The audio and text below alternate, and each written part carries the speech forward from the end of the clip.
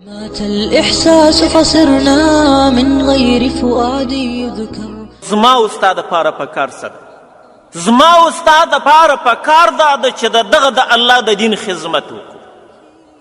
د الله د دین خدمت څنګه دی؟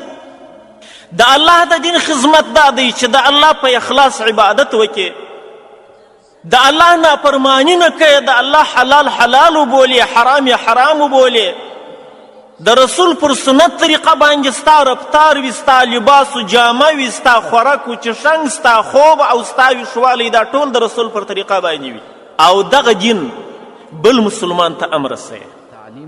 هغه مسلمان هم په هغه مسله باندې چې ته په عالم یې هغه په خبره یې چې دا د الله د دین یو مسله ده، دا زده که. هغه که ستا ورور وي که ستا خور وي، هر څوک چې وي هغه ته دا د دین مسله ورسوي، په هغه باندې دا زده کې. که ستا ورور ستا خور چې هغه ته پر یو حرام عمل باندې ووینې، پر یو ناروا عمل باندې ووینې، و هغه ته دا ووایه چې د الله وبېرېږه، د خدای جل جلاله نارضایي چې ده، د الله قهر و غضب چې دی هغه په دې عمل کې دی چې ته په اخته یې، دا پرېږده. علیه السلام بارک ډیر کفار چې دي په ښو اخلاقو باندې هغه اسلام ته ترغیب کړي دي، اسلام یې قبول کړی دی. او داسې د خدای د رسول صحابه کرامو چې دی هم په دې ښو اخلاقو باندې، په یو لین قول باندې، په یو نرمو الفاظو باندې ډېر انسانان چې دي هغه د کفر څخه اسلام ته راړولي دي، هغه یې د معصیت څخه و طاعت د الله راسته کړي دي. ما ورته خو یو لرګی زده دی، بس دا نرمه ژبه، دا یو مسلمان ته په نرمو الفاظو باندې سر ورخلاصول، دا خو زما ستا زده نه دي.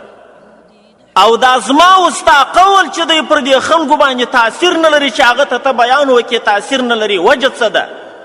وجه دا ده چې زما و ستا خپل ځان کې تقصیر دی، موږ سره نقص شته. یو څوک چې عامل سي په خپل عمل کې دا راولي، الله د ځان راضي کړي، رسول د ځان راضي کړي، د ده قول به داسې مؤثر تمامیږي، هر چاته چې دی بیان کوي پر هغه به تاثیر کوي، هغه بیا په عمل کې راولي. نأمر بالمعروف ولننهى عن فعل الشر ولنتركها أعذارا دجلا خلقت كي نعذر. لا أملك فكر الكلمات تطلع بالدين مورا أو شخصية تأثير ما عندي فلتتقهقر. ما تذكر ليس بعذر يقبل في يوم المحشر.